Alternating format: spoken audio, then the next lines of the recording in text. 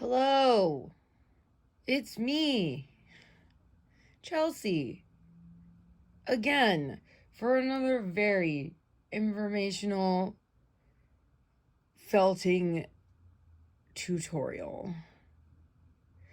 I am not prepared, but I need to get this out so I can release these kits. So, welcome to another poorly filmed, terribly edited, if at all, felting video done by me. Slurp. All right, so this is the Blobfish video, but you can see the other two that I have in this series. So I'm doing aquatic animals that are somewhat unknown and weird, as is tradition. The blobfish is probably one of my favorite animals of all time. For those of you who don't know anything about blobfish, their tale is actually very tragic.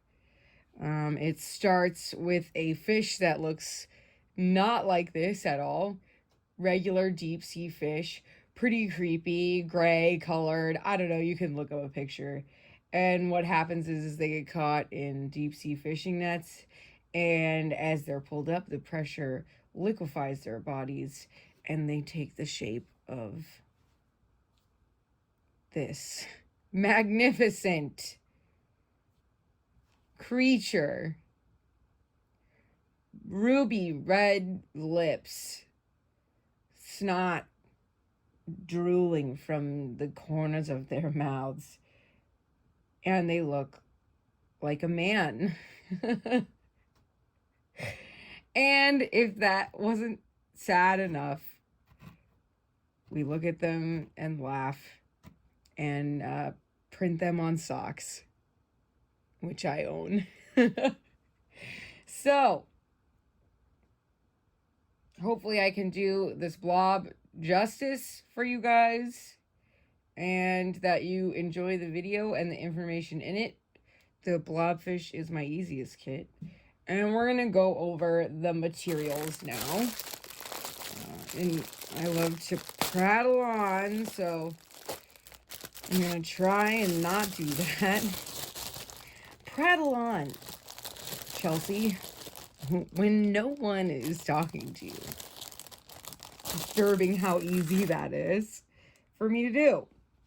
So, in your kit, when you open it up, you should have two 7mm glass eyes, felt square. This is for covering your surface because the felting pads, they won't shed, but since they're wool, the needle will pick up the fibers and pull them into your project. So I have a wool buddy here. I mean, you can see how, yeah. So we're gonna cover that bad mamma jam up, and then you have a little round here that I felted, and that just keeps your needles in there. You have 336 or 38. I think they're 38s. No, I think they're 36s. Wow. It'll be listed in the description.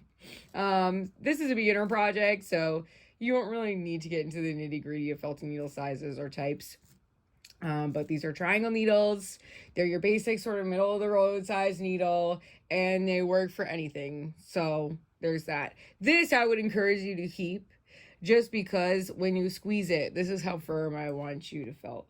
A lot of times people don't stab enough, and their projects look loose and floppy, which I think for a blobfish would be okay, but I would like for you guys to learn how to get us an actual decent felt on that and be able to feel what that looks like as opposed to seeing it. My fingernails are truly disgusting. I dyed my hair green with punky colors, which I had not used before, and it's been weeks and it's just still coming out of my head. So I'm not a corpse.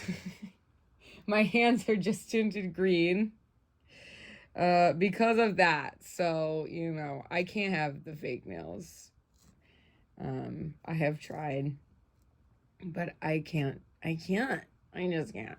All right, it's too hard. So more power to the ladies out there who enjoy beautiful nails. I feel like I talk about this every time I'm on camera. I'm gonna shut up now about that and get back to what we're doing. So we're gonna go even further into the bag, and you will have wool. Cool. So this is salmon roving. I would have called it blobfish, but it's called salmon. And this comes from Bartlett Yarns of Maine, which is actually the oldest running business in the United States. Super cool. Glad I stumbled upon them. Everything that I get for my kits thus far has been mostly from them, and otherwise locally and ethically sourced from sheep and sheep people in this area, which is the Northeast, which is a great place for sheep and sheep people. So we also have this. These are locks as opposed to the roving. You'll get them in a big clump. And there's some vegetable matter in there. We call it VM in the fiber world. And you may have to pick that out. Sorry, but I am not about to go and do that for you. So I don't have that kind of time. All right. So this is for the lips and the flippers. And yeah, so there's that. I think this is 7.7 ounces, and then this is way more than you would ever need. And then you get a little bit of black too, also from Bartlett. This is from a woman in this area. I go to fiber festivals and I always buy her out of this color because I use it for cheeks and other things. Oh, I have the light pink as well in here that I forgot to put in these, so that's a great reminder. For the cheeks, this is gonna be a merino. Let me find it. My chair is super creaky, so I'm gonna try not to creak my chair. Oh, goodness gracious. Maybe we'll edit this part out. So this, where is it? Oh, I know where it is. Oh. Should I keep this in? No, I don't know what I'm doing, guys. I'm trying. All right. I need another person to go grab things that I forgot. So here's the merino. You really, for this guy, don't need very much at all. I'll probably give you a little more than this. But you'll get to experience multiple different kinds of fibers and work with them and see how that goes for you. And it also helps to kind of determine what you like to felt with in general. And I'm not a huge fan of felting with merino, but this cheek color is nice for him. So, yeah.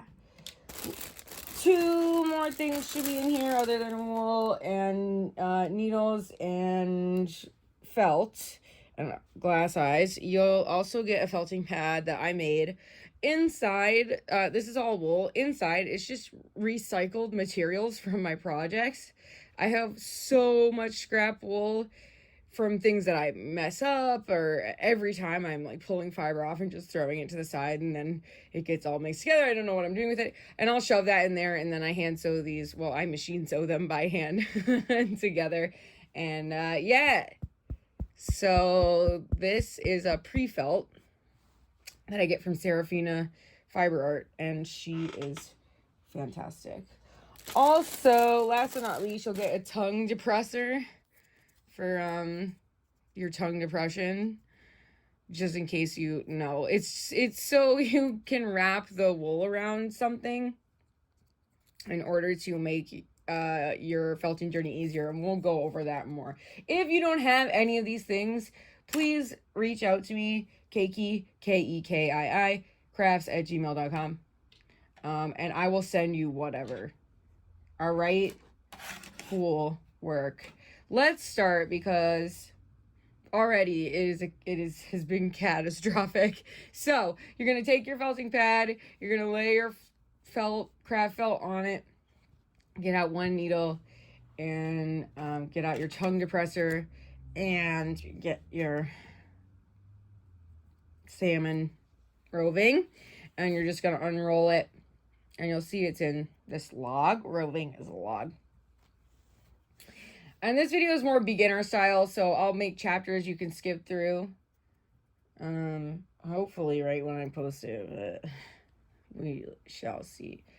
I had COVID again, so I was supposed to do this weeks ago, and now we're down to the wire. So I'm going to unravel it a little bit. If yours is in chunks, that's totally fine. It's just because I had to split it up for whatever reason. But you want to start with probably a 6-inch piece. Your felting pad is about 5 inches, so you can go 6. It's just easier to work with roving that's not in really thick chunks. If you get a really wide piece of this roving, you can split it in the middle and, ooh, see? Stuff.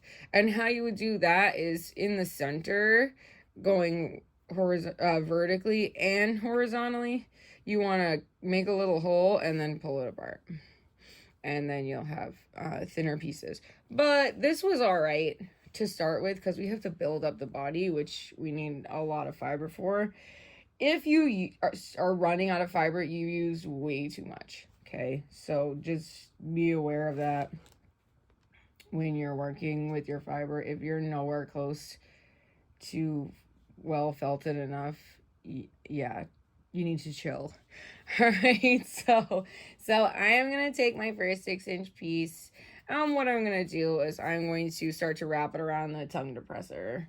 Let's call it a popsicle stick because tongue depressor sounds gross.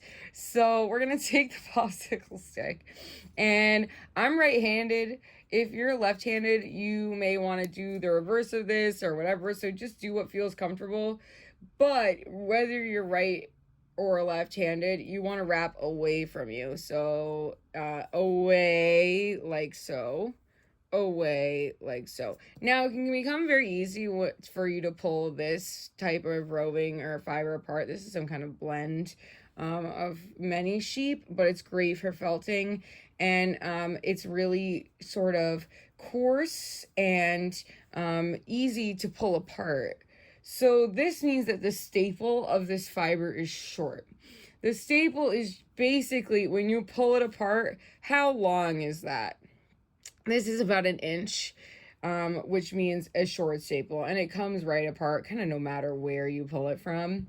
If you have merino, merino has a long staple, and you only have a little bit of it, but you'll notice that when you take it out, it's way longer and finer and harder to pull apart. See, well, this is such a little piece that you can pull it apart, but if I had a big piece like this, you can't pull it apart from here.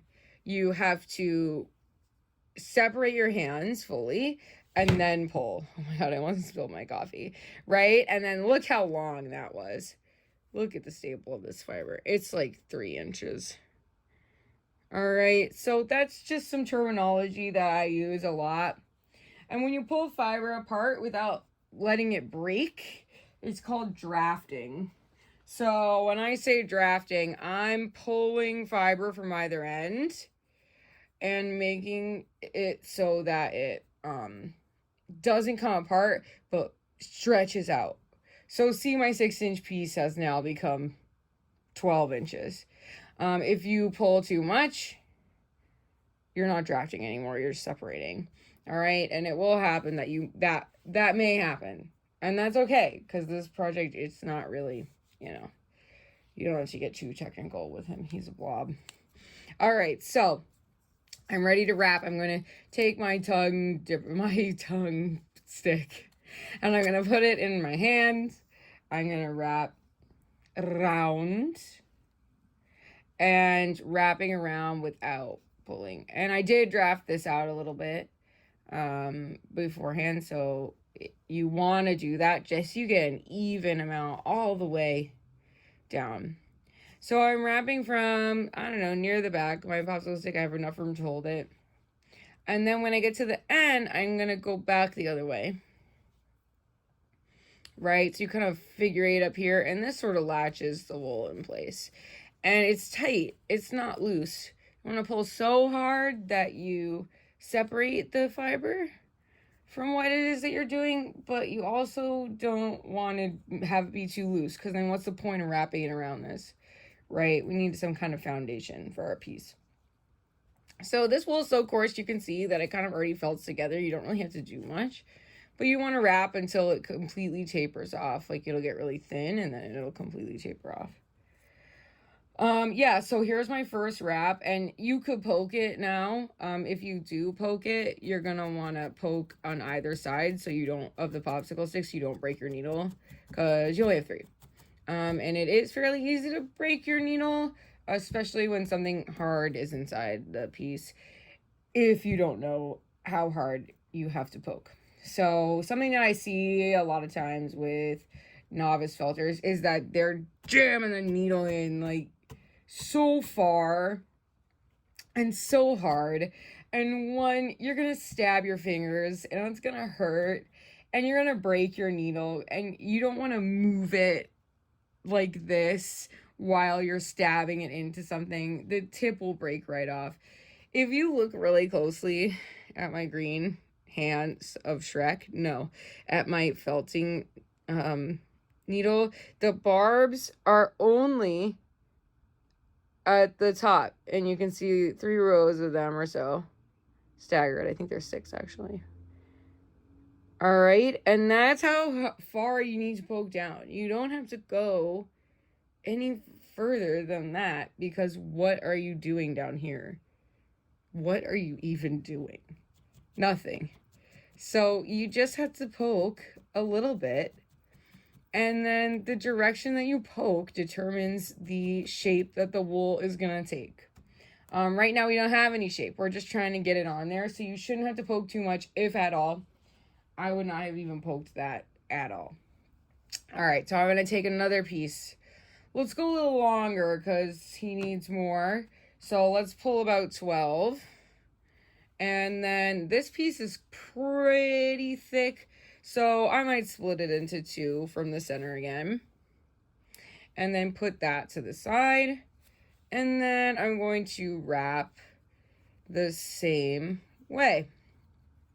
And then crisscross a little bit to come back down. What you don't want is your roving to twist like this, right? Because you'll get a bump in your work. So just make sure when you're wrapping it around that you're keeping it flat and straight. Like, imagine a plane here and here underneath and on top of the roving. And then this is just, you're keeping it flat, right? And then wrap it around, taper off. Voila. Gonna take our other half and we're gonna wrap it up. Wow, I don't know where that came from. And we're gonna wrap it down. All right, so you see when you use a tool like this, you get a blunted end and then a wispy end. So the blunted end is the end that we're gonna use for the head. I suppose it's a head, right? The face. And that's going to get a lot of wool. And then our little Bunbury is going to get less and be a little squishier and less firmly felted. So already you can determine that this is going to be this part. And the nose we attach after. And then this is going to be his tail. So you can kind of figure where you want to focus your wool, the most of it. Less on this side, more up in here on this to make a bulb. They're bulbous. Let's take another 12-inch piece. I don't know if I'm going to split this one, but I am going to draft it out. We really have to build some of the body up. I would say my blobfish ended up being, I don't know how many inches long that is, 3 or 4 inches long with the tail. But this piece is about that long. Should I get a ruler? Oh, no. All right, I'm drafting it out. So that, again, is just pulling it so the fibers don't split or separate. And then making it more even. And I'm going to start from the end, get my little wispy bit. And then let's build up in the middle. So you're just going to focus on this 2-inch part of your blob.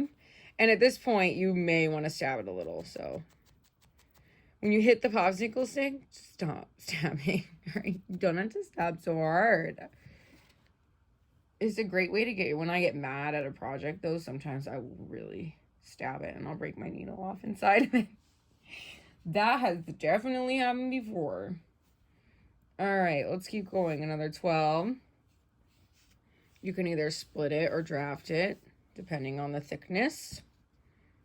And then starting from the back, I want to build on the front. So I've got a lot here. So I'm kind of just going to cross in the back and jump right up to the front piece to make it even. At this point, if you have vegetable matter in here, just pick it out. But this is the center of your project, so it doesn't really matter too much if it's in there or not. Yum! Popsicle. It should be feeling pretty solid, you know, different than this. We want it to have some firmness to it, which is the tighter you wrap, the less you have to stab. So I'm just tacking the end in place. And you could even start sculpting it a little bit. So this is going to be the blunted side. So I would poke my needle this way. And then if I wanted to poke from the top, I would poke from the top. You can poke all around. But just be very careful not to break your needle right in the beginning. Because that would suck. All right. Drafting. This piece is really big. I might just, after I drafted it, I'm having it right in the middle. So I end up with 2 12-inch pieces, 2 8-inch pieces. Honestly, I'm spouting off a lot of numbers, but it really doesn't matter because reason being that this, as long as it ends up looking like the blob shape, it's a teardrop shape, then it doesn't really matter how you apply the wool. Sorry, I'm thirsty. It doesn't matter how you apply the wool too much. Just keeping it within the constraints of the end goal, which is the teardrop blob shape.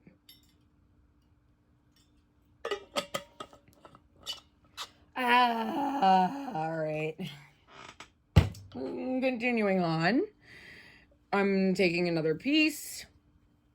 And now I can see I've got a lot here. Yours is probably going to look different, but you want to look at it and look at the picture. You'll get a picture in the bag, too. And determine where you want to put more of the thing, right? So I have a lot in the middle. I need more up here. Let's keep them in frame so you guys can see what the goal is. Maybe this way.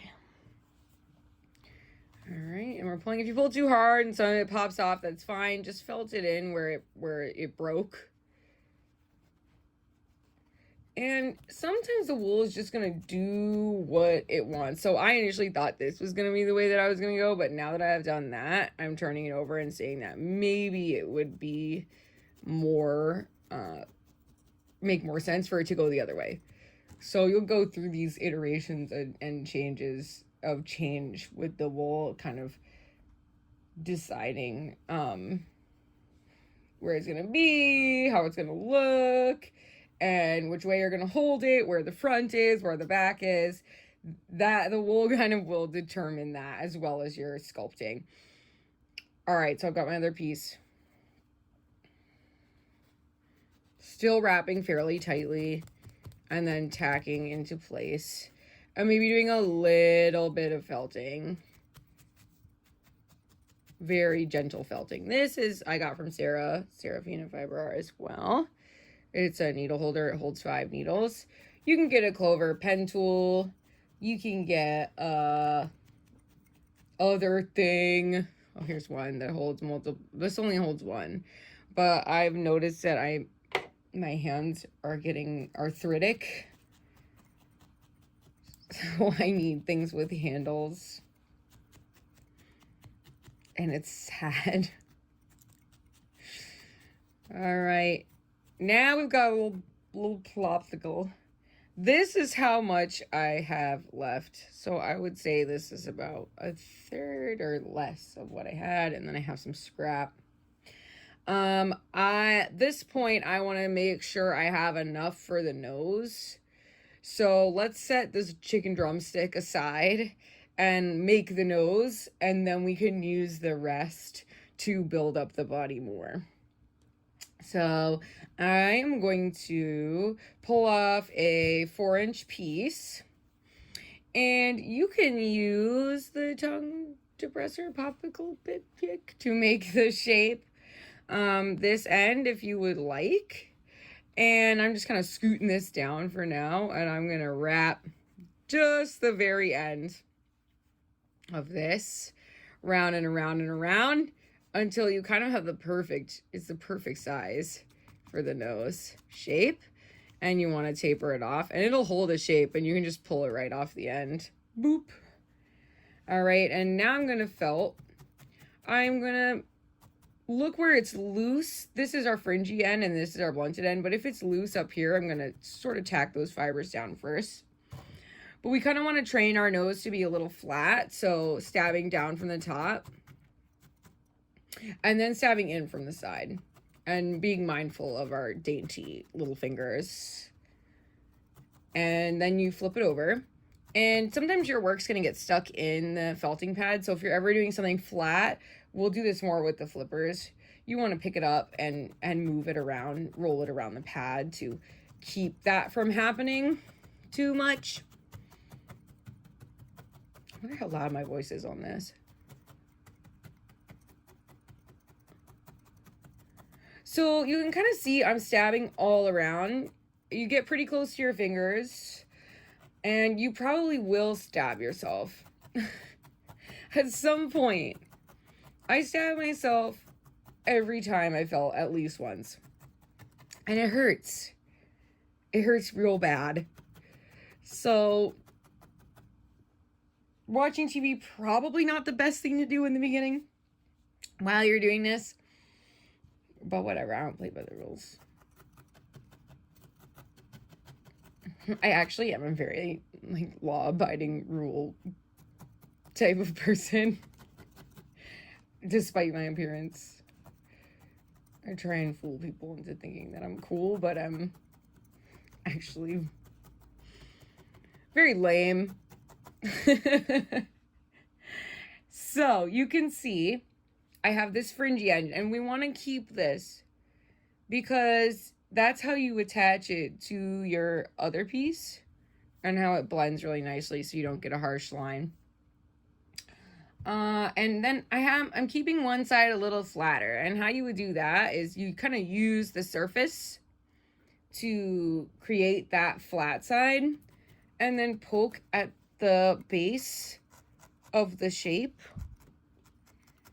around and just catch those fibers and sort of pull them in and see how one side, and then you stab down from the top.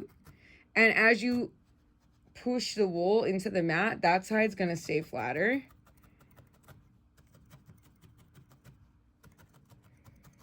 So squeeze your nose. Oh my God, I'm lame. So squeeze your nose, and you could squeeze this way, but I don't really felt it too much that way. It's more from the top is kind of the vibe. And if there's similar springiness, then you know that you're doing pretty well. And the firmer you felt, the less fuzzies you get. and so on and so forth and such. I'm going to turn it. I don't want this to be too flat because his nose hangs. Can you guys see that? His nose hangs. You guys.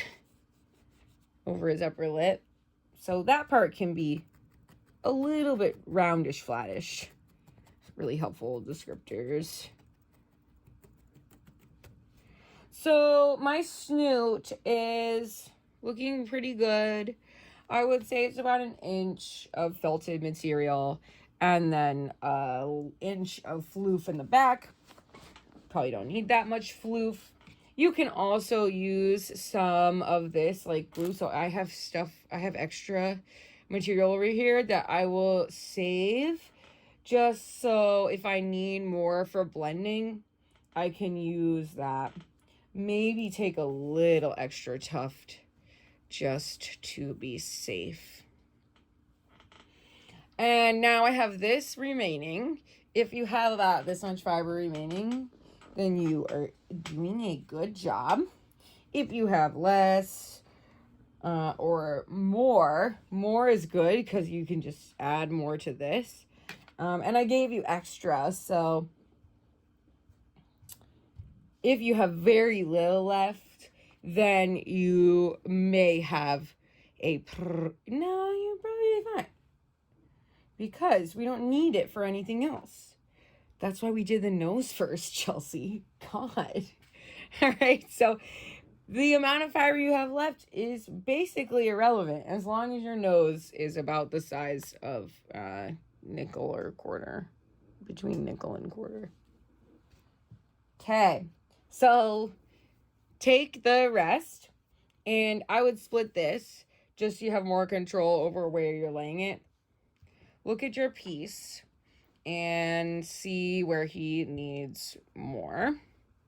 If there's any strange bumps that look thinner or lines or creases where you wrapped, this part is going to be all up to you how you want to apply the rest of the fiber. And then that's looking pretty good. So I'm going to tack down some of it, pick out any little bits so we can avoid that on the top of our project. And little bits will also distort the color, so they really bother me. I try and get them, you want to try and get them out before you fully felted everything. Okay. Ta-da! All right. Save those little niblets. All right, and then you have this chicken drumstick shape, and you can go ahead and pull that off. And then that we no longer need the popsicle stick anymore. And see the size comparison of these two things. So this is a lot bigger. Oh, his eyes aren't glued in. So this is a lot bigger than he is. Finished product. And that's because what's happening when you're felting is that the barbs on the needles are hooking into the barbs in the fiber. So it's catching it and the fibers are knotting together. If you looked at a wool fiber through a microscope, you would see that the structure is jagged or rigid. And basically that structure is what helps it felt. So you can't really felt with human hair. It's too smooth. And wool is actually, well, some kinds of wool, but it's a lot thinner than human hair. So it's 1/16 in the diameter, I think, something like that. Man, I'm a nerd. I don't even have it written in front of me. So, wool nerd. Loser. So it's a lot finer and it's way coarser. So those are some of the reasons why it felts. And the barbs in the needle latch onto the fiber in the wool, and it starts to shrink and compact. So same thing happens when you put a wool sock in a dryer on hot. It shrinks to baby size, right? That is because the heat and the water changes the pH of the fibers, causes them to, and the agitation in the washer too also causes them to shrink. So that is similar process, but different process, but same reason really. The structure of the wool hair is why it shrinks. So that's felting basically in a nutshell. So your piece is going to shrink down to, I would say not, it doesn't have to be super, super tight. The first things I felt it, I mean, this one's pretty tight, really personal preference, but, the first things I felt it were rock hard. Like I felted them so long. It was so stupid. You know, you don't have to felt anything that much, but it really is personal preference. I just suggest not too hard because your felting needle will no longer be able to go in if you've reached the maximum capacity of the material to felt. And then also if it's too soft, it will come apart like that. So we just want to ensure that we're felting it enough for it to stay together and then still hold the texture.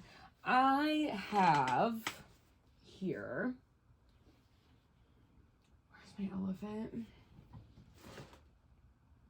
When I do animals, I don't felt as much. The elephant's really big, but I don't felt as much because I kind of want them to be able to move, and I also want them to feel like animals, right? So that is one instance where you wouldn't felt super, super densely. But if you have like Totoro, you know, you usually felt him pretty dense. And then the bird I did, this ended up being really dense, but it's only because I needed to add the fur, the feathers, and you need a firm felt for feathers or fur. Not relevant to what we're doing, just extra information that nobody asked for, and I'm telling you. So there. The tutorials are thorough. All right, so I want to make this shrink a little bit this way, and I want to make this shrink like this, and then the bottom stays pretty flat so he has somewhere to sit. So we're going to focus just like we do with the nose. This is basically a big nose now. So we're gonna do the same sort of motion. We want this part to be rounder, so we're gonna poke towards the tail end of the project, and that'll shrink the face in. And then you want to poke down and around. I'm kind of going in at a, I don't know, for a 45-degree angle at the front of the head. But really, it just takes practice. If you stab, should I draw? Look at this sick notebook I got from Five Below. It's so sick. All right. If you want to make a shape like this, where you would stab would be for it's in this direction, you would stab this way. In this direction, you would stab this way. And in this direction, you would stab this way. And then, you know, so on and so forth. So you're really just going beep, beep, beep, beep, beep, beep, beep, beep, beep, beep, beep. And then if this were to be three-dimensional, you would continue beep, beep, beep, beep, beep, beep, beep, beep, beep. Right? And you'd also make that sound. It's a very important part of the process. So, see, treating your wool in that way. straight down in, then kind of coming down the back, and we're basically straight on the sides. Right. And it's starting to get well felted in the front for me. You want to do this on the pad, probably. I always felt in my hands. I can't help it. See these lines where we wrapped, and this is kind of where the wool overlapped. To get rid of those and make it look smooth, gently with your needle, you can drag. See how I'm just flicking it across that line and then stabbing it down. It won't completely go away that way, but that's a good way to start. If you have loose fiber, you want to go both ways. You can do it with your fingers too. Just kind of tussle it up, tousle it, so that part of the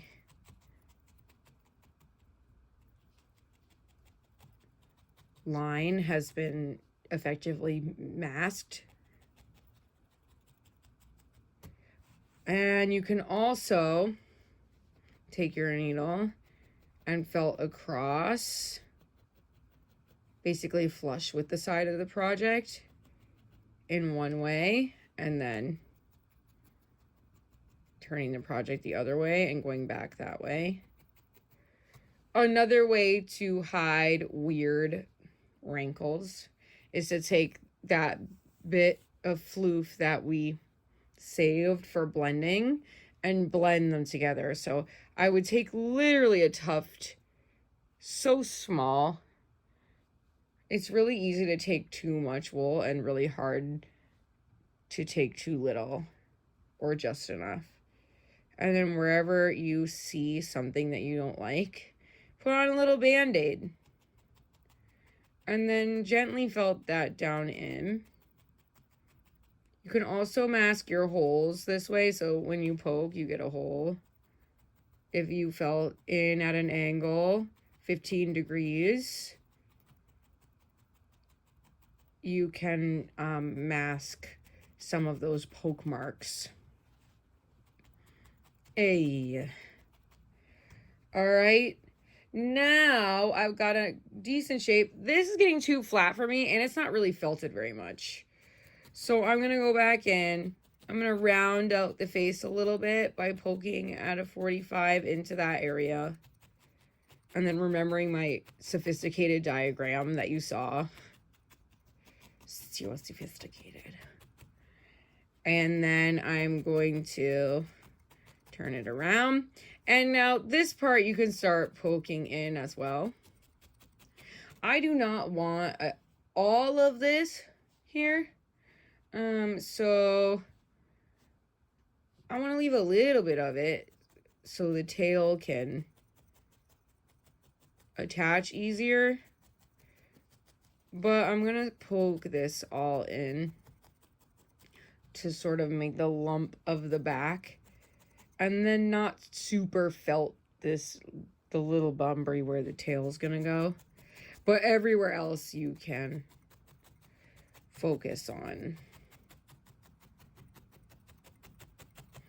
And I'm just rotating the project to try and get all the areas. You want the feeling of the felt to be uniform. So this, which is getting pretty well felted, the back end should feel like that too.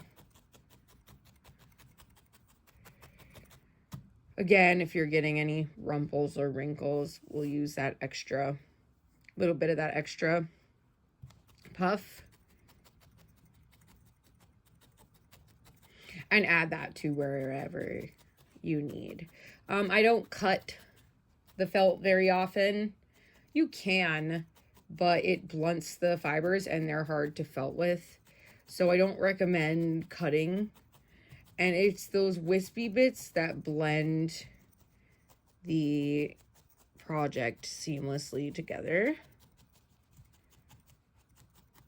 Like whatever you're adding on is an easier blend. And now I can see my shape is kind of changing. So the part that was flat is actually up here now. But it's telling me it wants to go this way. Love dingleberries. Excuse me. It's telling me it wants to go this way now. So I'm gonna go with the flow. Okay, you could poke for way longer, mad longer, if you wanted. I would poke for another 20 minutes, probably. 15. Just poking and shaping, poking and shaping. He has a little hump in his back. And you can look at a reference picture if you really wanted to. This is not true to life. Alright, but... So I have about this much left. And I'm going to give him more of an arched back.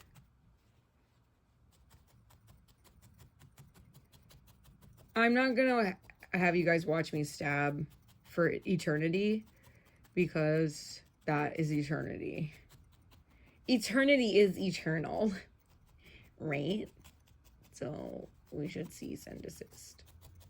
Okay, but you get the idea.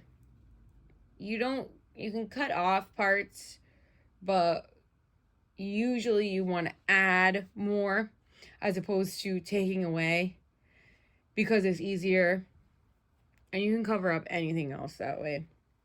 So yeah, again, very rarely do I cut the fiber.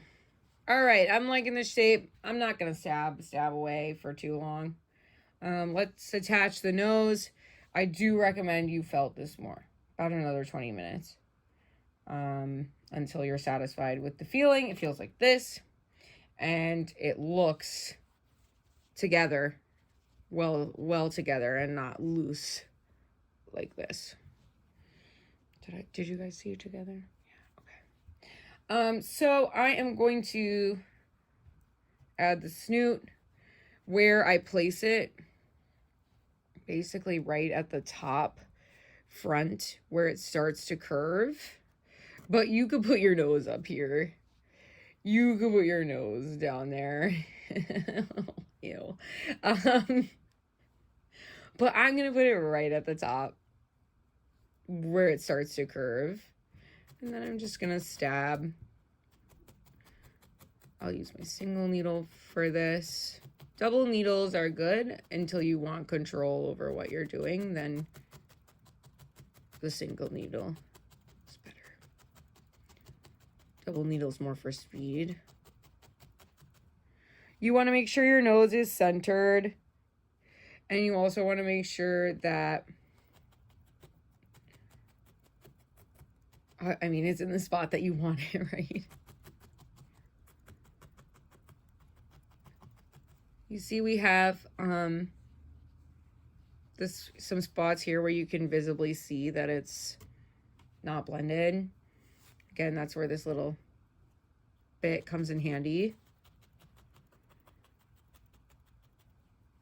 Want to avoid making more seams when you do this, so making sure that the fuzzy bits are all around the piece that you added. You don't have any edges that look like that. You know, you really want to tease it out so you can lay it on. Felting, felting, felting. Yeah. Right on. All right, so my nose is attached. You can almost pull it off at this point because I haven't been poking so much. But you really want to get it embedded. Like, that is not going anywhere. No. Right? So, go until you can't yank it off. And underneath, you'll have this flap. So, you want to make sure you get all the directions. You know, you don't want anyone you're giving this to or selling this to be able to rip any of the pieces off that you attached. Because that's dumb and lame and bad. No, not obvious, for obvious reasons. Right. I do want my lips to come up under the nose a little. So remember that when you're attaching, that you do need to be able to move it up so you can get them under there and then refelt it down. All right.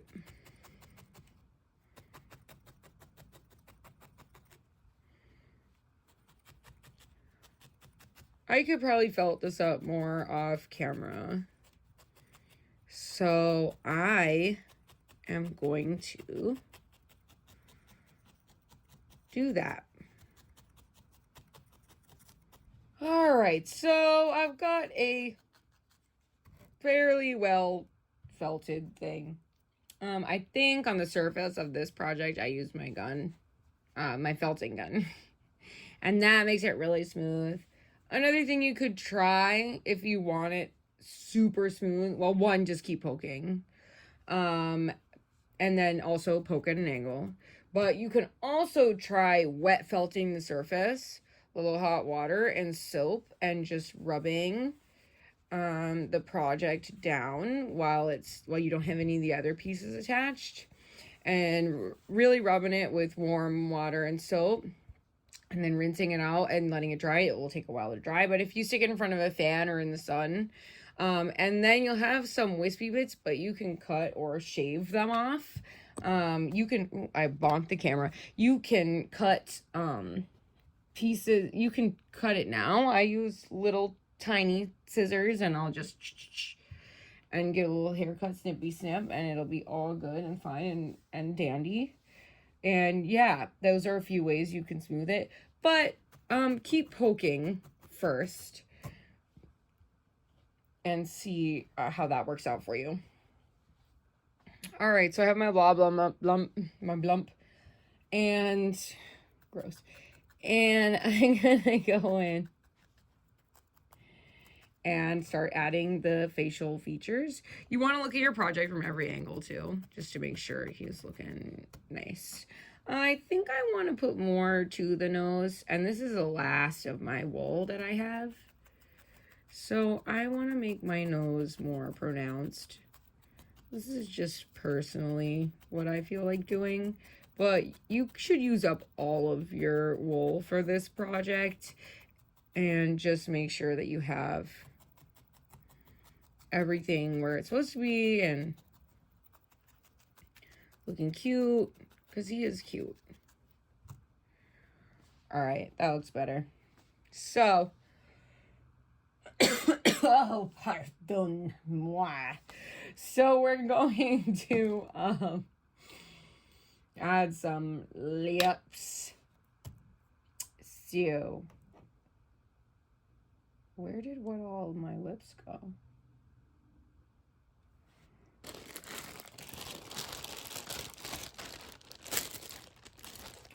Where did that big lump of lips that I had? Lump of lips. Where did that go? Yeah. Oh, I can never find anything when it's right in front of my face. Did I put it back in this bag? Yeah, I did. That was dumb. All right, so, here's the deal. You're going to take this. We're going to pull off a piece. And when you want to do something that's... Oh, he doesn't have any black in his lip. Maybe we don't need black. I gotta edit this out. So, I am taking this and I'm sort of rolling it in my fingers. You can even roll it like clay on the table or on your surface. And this is a little long, but the lips are thicker as opposed to longer, so you could pull some off the side and then just get them together till you have something like that. Then you're gonna smash it up under the nose, and you can make your blobfish really sad. You can make him happy. I like mine to have a kind of meh expression. So I'm going to tack down up under the nose and then basically draw the mouth with the fiber. You could felt it a little tighter before putting it on, but I just kind of go for it. And what I'm doing is I'm stabbing a lot of up and a lot of down into the project, but definitely training it thinner, because look how thick it is comparatively. And we're doing the whole outer shape. I would say the piece that I put on was probably 4 inches long. If you are finding that the lips you're putting on are way too big or small, obviously you can just pull them right off, which is what's really nice about felting, is you can just, if you don't felt it super firmly in while you're tacking things down, then you can pull and adjust. You want to make sure that your mouth is the same, as similar on each side as you can. If something like this happens where you want to felt it in a different spot, just pull it out, move it up. So not tacking anything down, not committing fully as you shape this part. Look, I already have a line. The wool is kind of telling me to put it there. So I will. But if you don't have that, then you're just going to start poking harder in the center. And people will tell you never drag your felting needle around. Never drag it. But I drag mine all the time. Yeah, you might risk breaking it, but I find it's the easiest way to move things in the direction that you want. So as long as you're not, you know, like feeling it bend, you can take it and move the fiber with it. Why not? I've watched other tutorials like, don't do that. But why? It's just makes it harder. So I got some chunky parts here, so I'm just poking carefully. And then poking these smoother. Anything that's sticking out, I'm poking in to the blobfish.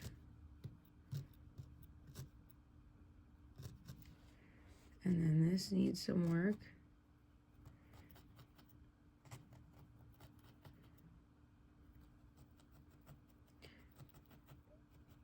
I do hard pokes in the center to reiterate that line, and then soft pokes to sort of put anything in that looks rumpled or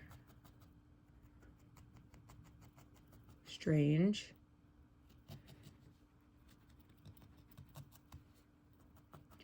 Then once you have a general shape, you can start felting inside the lips, but you want the lips to protrude, so you don't want to felt them flat. So just a little bit of felting here and there. Get those lips.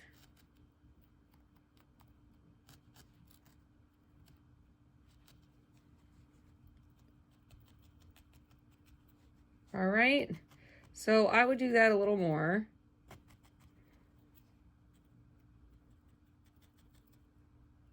Until you get it right. So just pause, rewind, watch it again.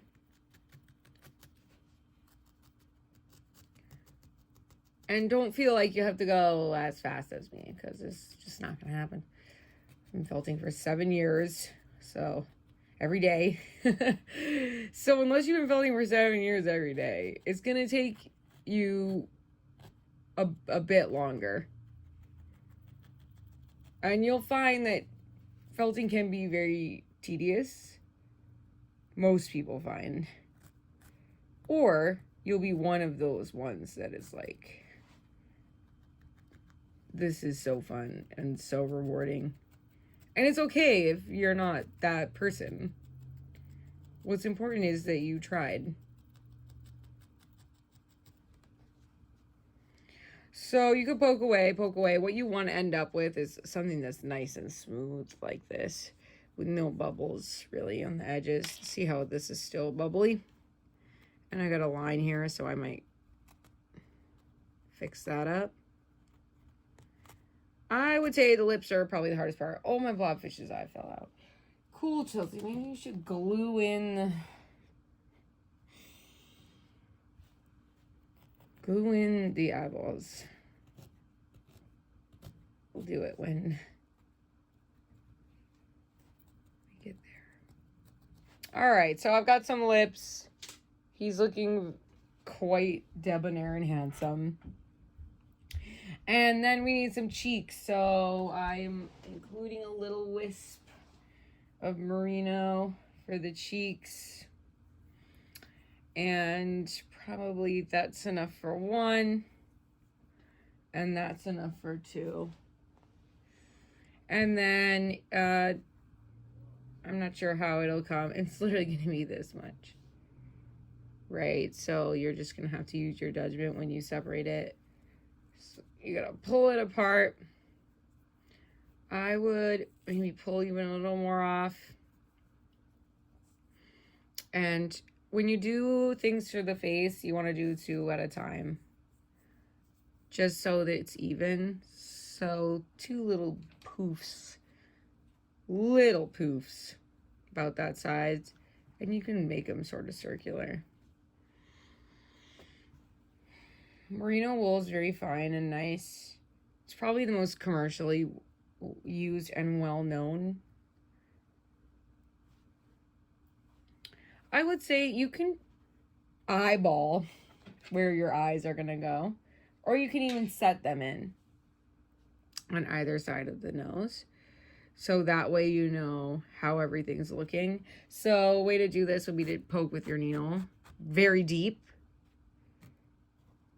and then poke them in there. If you have a really long thing, you're going to have to cut it with wire cutters.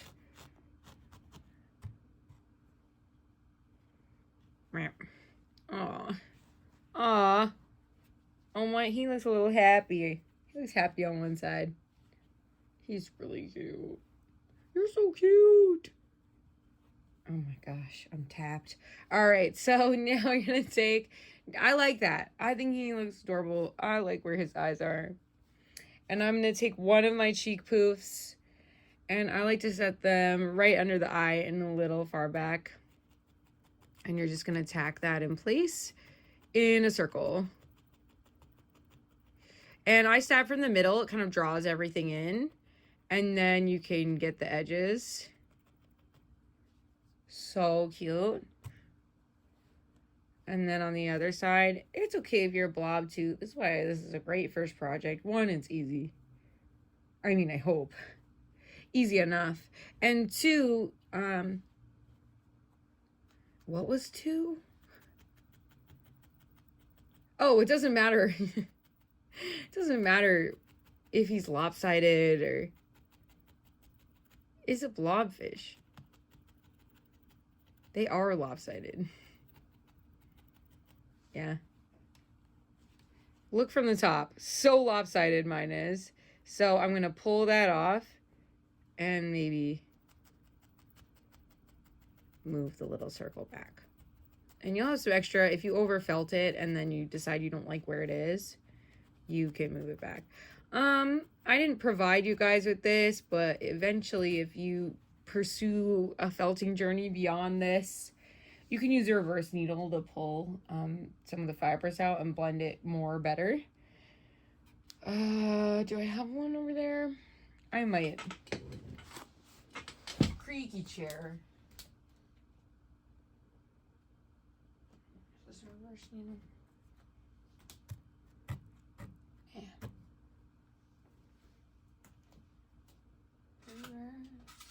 Oh, I got some. You know, she's got some. Oop, bonk. All right, so we got my reverse needles. And they pull fiber out of the project. And they're very fine. So I can just show you with this. See how it's pulling the fiber underneath, up through, and then you felt it back down. And it's blended. But you don't have that, so. Hey. All right, so I got his face. I have his cheeks. His eyes are in. He's looking very cute. And I definitely would felt this more, the whole thing. But I'm going to now add the fins and the tail. And then we'll be done. So you're going to take the same color as the lips. Again, since we're making two vaguely evenly shaped, similarly shaped flippers, fins, I don't know what they are. We're going to take two poofs, and then I'm going to draw in, oh, excuse me, boys. I'm going to draw in my wool a little triangle. And it's going to stick into the pad. And then you want to mimic the shape here. I hope my voice isn't too loud. I can edit that in post-production. All right, you got a little triangle. How big is that? About as wide as one Chelsea finger wide. Or more or less. And then what you do is you fold the fiber in. And see where you drew it stuck it in the mat. So you drag the fiber in, leave a little bit because you need to attach it. Right? And then this one.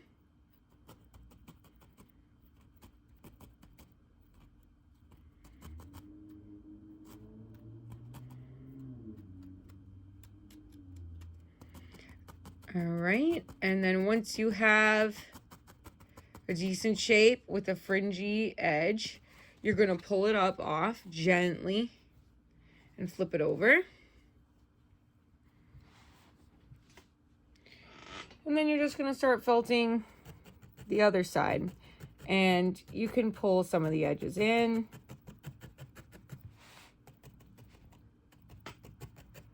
A great tool for this is a punch tool.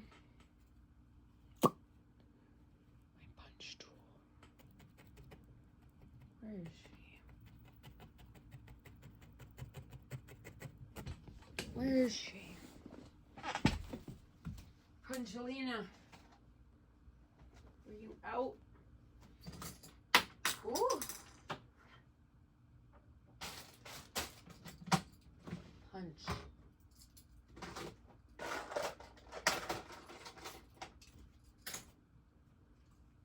Taking my punch. Here she is. Looks like this. You can get this at Joann's. They have this is another clover tool, and basically what you do is you can put up to 5 needles in it and make a really nice flat shape very quickly. But your single needle is fine too. You just want to make sure you're not felting for too long. Ooh, come back. For too long into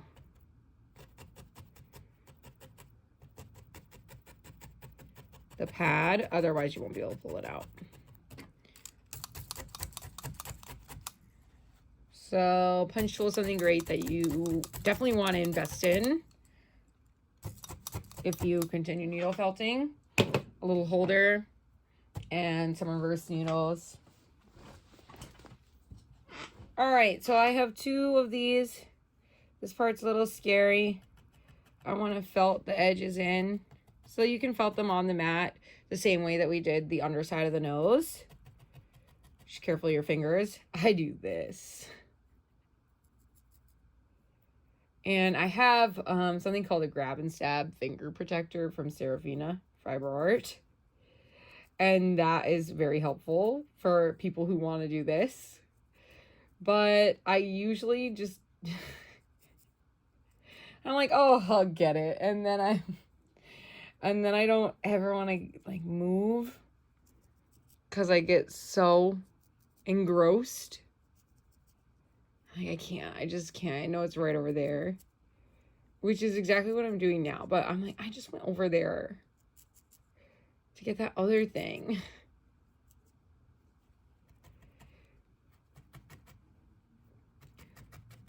You could add a little detail if you wanted to do some lines in the fins like that. I'm keeping it simple for the video's sake. And I have now 2 same-ish size Dorito flippers. One of them is bigger. I could use it for the tail. I think I'm going to go bigger for the tail. And then we're going to put that on the side. I like to put them a little lower down so they hold them up. So I'm going to go and just stab that in from the fringy end. And even use a little bit of extra. Where you put the fin is up to you.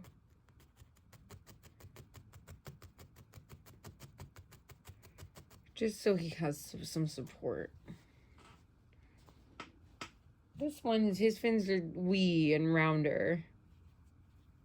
So it's really up to you. If you want to make them rounder, dab in from the edges for roundness. Other side. Look from the top to see where to add. Stab in directly. You don't, if it starts to get too depressed, there should be enough of this that you can take. So depressed. Cool, Chelsea, make the same joke. All right, so you're gonna go in. Same joke as the other video. Same joke, different day.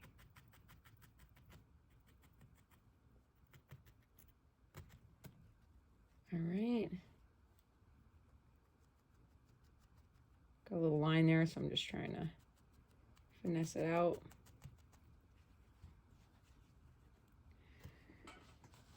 Flippers. No, fins. I don't know. Whatever, man. It's something. All right, the tail you're going to do the same way, but with more fiber. And there's a lot of vegetable matter in that bit. So I'm going to tilt it down a little.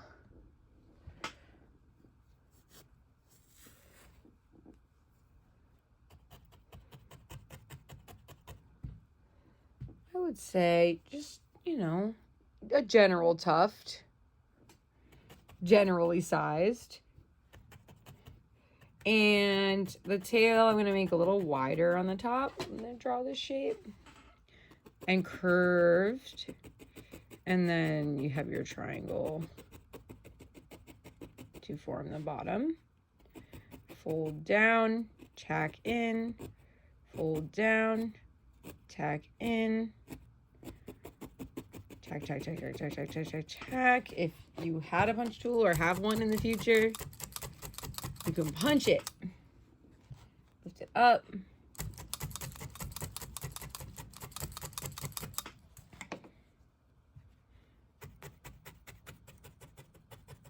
Then train the edges in more. Leaving a fluffy bit to attach to the body. I, of course, am gonna, oh, ow, be dangerous.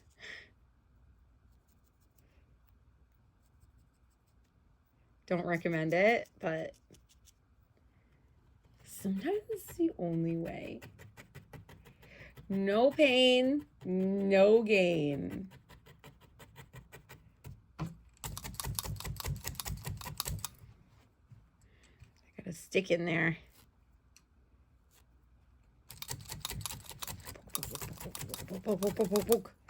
All right. You can felt it as firm as you want or not, just as long as it looks together, decently felted, and the shape that you like. So I need to poke this into the Bunbury at the base. So this part might be a little difficult. I left this a little softer so I could get it in there. But you kind of have to hold it in place and just stab it in, being mindful of your fingers. So you'll poke through the work. Oh, he's got a, that's cute. I might leave it like that.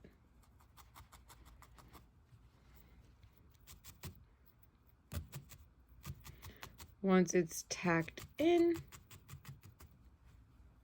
you can fold it back down and then stab from the top. Again, anything you attach, you want it to be well attached. So if you can rip it off, then someone else can rip it off. And that's no good. Not like anyone would be like ripping your artwork apart. Although, I read this story, this lady said she took her felted pieces to a shop, and the woman took them and said, oh, these aren't really well felted, and ripped them up. What? What? She just ripped up her art before her very eyes. Nothing is safe.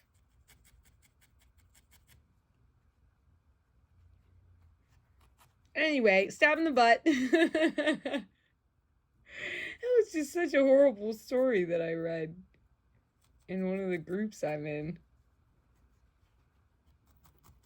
Like, how? What? I don't know. All right, my tail's getting in. I really like how it goes boing. But you can keep yours flat. You just have to keep poking. From here, poke for like another 20 minutes. So this project should take you probably 3 hours when you're first starting. I can bang one out in about an hour and a half. So, because I make them, but I make them all the time. These are always in my arsenal. All right. Ah, so cute. So fresh. Definitely needs more felting, so you can see here. Compare and contrast. All right, but just for the sake of instruction, we're going to move on. So I am going to take these out. You really want to make a deep hole. You can use an awl or a weaving needle, which I have right here, or a toothpick, anything you can get in to put a skewer. See, I got a nice decent hole there, because what will happen is you'll put a little glue on, it won't be in the right spot, you'll pull it out, and then it's stuck, or it doesn't go all the way in more often than not. You want them about that long. So if it's too long, take some wire cutters and trim them to, you don't want to trim them too short, otherwise eventually they'll pop out. You're going to get your glue. I use super glue.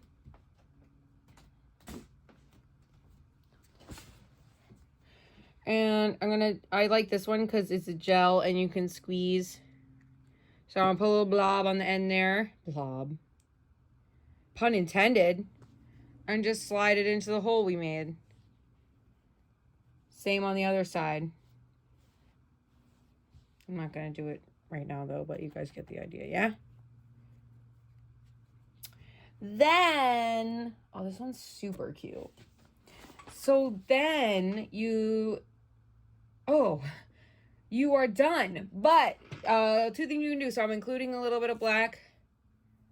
If you want to define this lip line more, you can take a tiny, tiny piece, roll up a little strip, and put that in there. I feel like it's a little harsh, but you would just tack it into the crevice. Used to work at a library, and one time these regulars came in. Everyone at the library is a regular, but they came in and they were like, hey, we didn't return. No. Hey, we returned 15 books and you didn't check them in. And I was like, psh, 15 books that you returned and we didn't check in a single one? Yeah, sure, bro. But I was really nice because I have impeccable customer service. But then he was like, no, I know that and I was like, no. And we went back and forth. And then his son comes up with his big stack of books. And his dad's like, where did you put the books? Or do you know where these books are? And he shows him the titles. And the kid's like, they're in my crevice. And now I use that word all the time. Apparently he had this little crack between his bed and the wall where he like kept stuff. Like a little crow. I laughed so hard. And the dad was like, they're in the crevice. So funny. All right, the black looks pretty good. So I just twisted it in my fingers to make I'll show you again. To make like a long, and I laid that in there. And then I just tacked it into the crevice that I made. So then you have a little extra black left. I like to make a hat because blobfishes deserve to be fancy too. And I didn't include this, but a really easy way to make a hat is if you have black craft felt, you can make a bowler hat really quick by cutting out a circle and then just felting into the circle. But since I'm not giving you craft felt, we're gonna do it a standard way. So I just took a little ball off the black. I like to make bowler hats. So you really just want to make a round shape up this way. And to do that, I'm just stabbing into the mat so one side is flat and training the other side so it's round.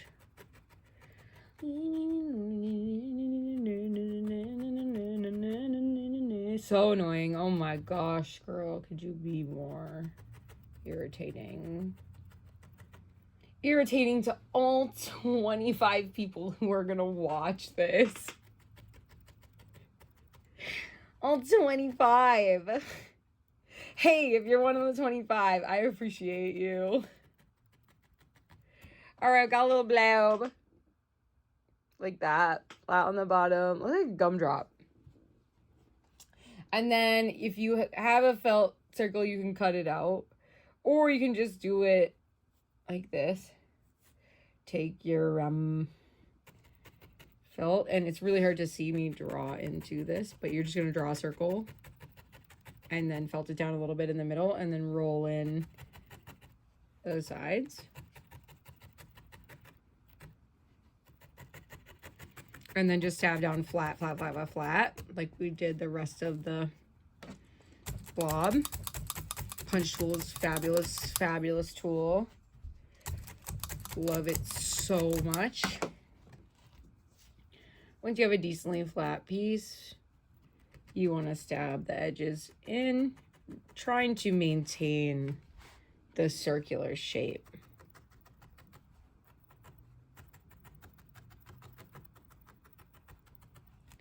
And I'm gonna do this. Don't hate me if you are like, oh, she can do it. And then you immediately stab your finger and you're like, wow, this girl, she's rude. Cool, I've got my brim, I've got my top. And then you just stab the top into the bottom. You can decorate it with a little ribbon. Put a little flower on that. I imagine that he would have one of those hats that clowns have, or the flowers that clowns have. And you will come up to him and he would squirt water into your face from the hat.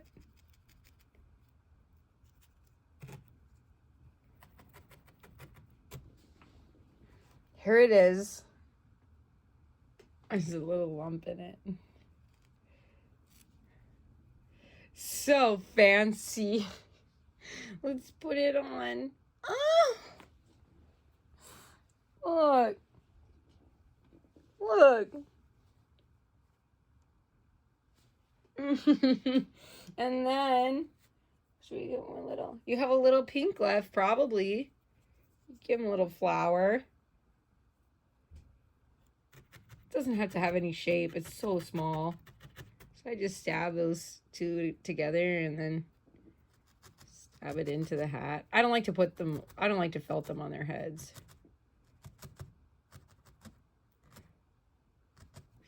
Oh, I just did. Give a little flower. Oh, so lovely. Plop.